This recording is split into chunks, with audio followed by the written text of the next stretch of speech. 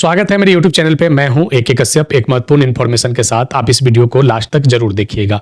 ये भारतीय railway network के बारे में है, जो भारत का सबसे बड़ा नेटवर्क है और लगभग यहाँ पे 80,000 एम्प्लॉय हैं, जिन्होंने अपने मांग को 20 फरवरी और 21 फरवरी को 36 घंटे के भूख हड़ताल के साथ, धरना प्रदर्शन के साथ, गांधीवादी तरीके के साथ अपने डिमांड को सरकार के सामने रखा है।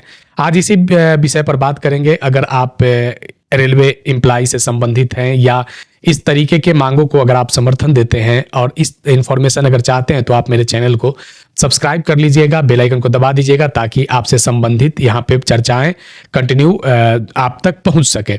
इसके अलावा अगर कोई सुझाव होगा इस डिमांड से संबंधित, तो आप कमेंट में लिखिएगा, ताकि इससे रिलेटेड बात को उठाया जा सके। वीडियो को लाइक और शेयर जरूर कर दीजिएगा। आज के इस टॉपिक में बात कर रहे हैं विश्व के चौथे सबसे बड़े रेलवे प्रणाली के बारे में, जो भारत में स्थित है। लगभग भारत में 22,500 के आसपास में ट्रेनें संचालित होते हैं, जो एक स्थान से दूसरे स्थान गंतव्य तक आते जाते रहते हैं।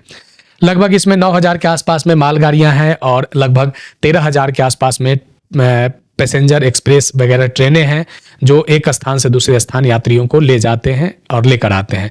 यहाँ पे लगभग इससे लाने और ले जाने के काम को 80,000 कर्मचारी, लगभग अनुमान 80,000 एम्प्लॉय हैं, जो इस काम को बखूबी अपने परिश्रम के साथ निभाते हैं, और वह कहलाते हैं लोको रनिंग स्टाफ। और वो लोको रनिंग स्टाफ के कुछ महत्वपूर्ण मांगे हैं, जिस पर भारत सरकार को इस पर ध्यान देने की जरूरत है।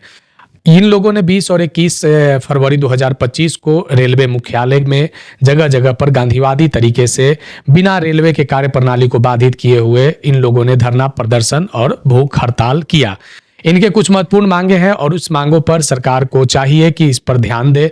और इसको ध्यान देने के लिए कुछ महत्वपूर्ण मांगों में से कौन कौन से मांगों को यहाँ पे इन railway loco running staff association के द्वारा उठाया गया है। और ये मांगों में से कुछ ऐसे डिमांड हैं जो महत्वपूर्ण डिमांड है। जैसे आप देख सकते हैं कि 1 जनवरी 2004 के बाद जिन लोगों की नियुक्ति रेलवे में हुआ है, ये ओवरऑल सभी लोगों के लिए मांग है।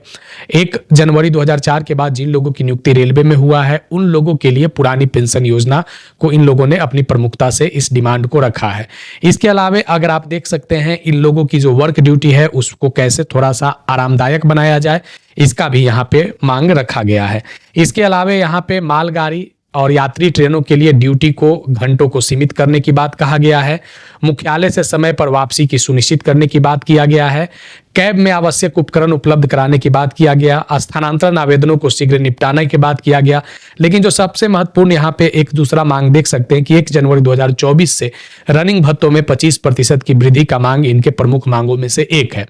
आखिर ये है क्या, इस विषय को जरा समझेंगे। एक बार ऐसे ही 2012 में हुआ था, जब 6 पे कमीशन आया था, तो 6 पे कमीशन के आधार पर भी इन लोगों ने 2012 में रेलवे लोको यूनियन ने एसोसिएशन ने स्ट्राइक किया था। बाद में जाकर इन लोगों को ये सुविधा मिलने लगा था। 7वें वेतनमान के अनुरूप जब 50% महंगाई भत्ता डीए जब 1 जनवरी 2024 को जब हुआ, तब 50% महंगाई भत्ते के बाद 25% भत्ते जो हैं वह अन्य भत्तों में जोड़ने की बात आया था। यानी जो भी दूसरे भत्ते हैं उसमें 25% की वृद्धि किया जाने की बात इसमें हुआ था। अब यहाँ पे जो ट्रैवलिंग अलाउंस जो टीए कहलाता है, जो दूसरे स्टाफ को टीए जो मिलता है, वह रेलवे लोको जो स्टाफ होते हैं उनको ये रनिंग अलाउंस होता है। और इस रनिंग अलाउंस में इनकी 25% की वृद्धि 7वें वेतनमान के अनुरूप नहीं हुआ है, जबकि इनके साथ एक ही विभाग में दूसरे लोग जो हैं उन लोगों को ये सुविधा मिलना शुरू हो गया है। अब इसको लेकर यहाँ पे जो 36 घंटे का जो स्ट्राइक किया गया है कि मेरे 25% की राशि को आप तत्काल जो ट्रैवलिंग अलाउंस जो टीए कहलाता है, जो रेलवे लोगों के लिए जो रनिंग अलाउंस कहलाता है, उन लोगों के 25% राशि में वृद्धि किया जाए। अब हुआ क्या है कि 7वें वेतनमान के अनुरूप 2024 में ये सुविधा मिलना चाहिए था। 2025 फरवरी आ चुका है। 2026 में अगर आप देखेंगे तो 8वें केंद्रीय वेतनमान की घोषणा हो चुका है। अब यहाँ पे बहुत कम समय ऐसा बचा हुआ है। ये अगर महंगाई भत्तों में अगर बेहतर वृद्धि पहले से अगर की जाती, तो ये जो डिमांड 2024 में हो रहा है, ये पहले 2020 ही तक ये हो जाना चाहिए था। क्योंकि 50% क्योंकि महंगाई भत्ते का जो रेशियो वृद्धि किया गया है, प्रतिशत वृद्धि जो किया गया है, यह काफ़ी कम है, जिसके कारण 10 साल में मात्र अभी तक 53% हो पाया। अब यहाँ पे इन लोगों का मांग 2025 में जब उठा है और 2026 में 8वां केंद्रीय वेतनमान आ जाएगा, तो अगर सरकार इस पर ध्यान नहीं देता है तो आने वाले समय में ऐसा न हो कि इन लोगों का जो 50% का जो मांग 50% डीए होने के बाद जो 25% ट्रैवलिंग अलावेंस यानी रनिंग अलावेंस की जो बात है वह कहीं इन लोगों को मिल ही ना पाए, अधूरा न रह जाए। तो इसलिए सरकार को चाहिए, केंद्रीय सरकार को चाहिए कि इस पर कुछ नीतिगत फैसला लेते हुए इन लोगों के डिमांड पर ध्यान दे। अब यहाँ पे एक बात को और जरा ध्यान दीजिएगा कि 19 फरवरी को एक लेटर निकाला गया था।